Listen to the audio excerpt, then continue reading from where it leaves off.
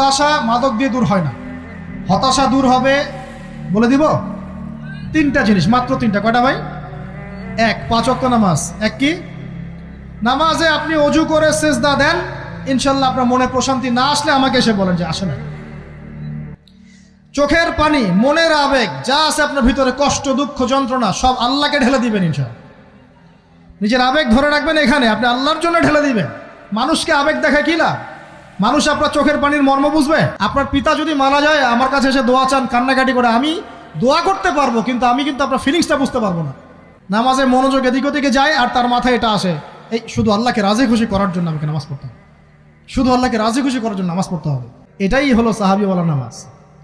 তারা আল্লাহকে রাজি খুশি করার জন্য নামাজ পড়তেন, নামাজ শেষ করে আল্লাহর কাছে ইস্তেগফার করতেন, আল্লাহ কিছুই হলো না, কিছুই হলো না। আমার কথা কি বুঝতে পারছেন? অতএব আল্লাহকে রাজি খুশি করার জন্যে আপনি আপনার আবেগ, আপনার ইবাদত সব ঢেলে দিবেন ইনশাআল্লাহ। অন্য কারো কাছে কিছু পাওয়ার আশা করবেন। 2 নাম্বার কোরআন তেলাওয়াত, 3 নাম্বার আল্লাহর জিকির। চলতে ফিরতে সব সময় মুখ চলতে থাকবে, মুখ না চললেও মনে মনে মন তাজা থাকবে, মনে মনে জিকির হতে থাকবে। মনে মনে জিকির করতে পারেন? মুখ নড়বে না, কিন্তু মনে মনে আপনার একটা জিকির হতে থাকবে, সুবহানাল্লাহ ওয়া আলহামদুলিল্লাহ, লা ইলাহা ইল্লাল্লাহ, আল্লাহু আকবার।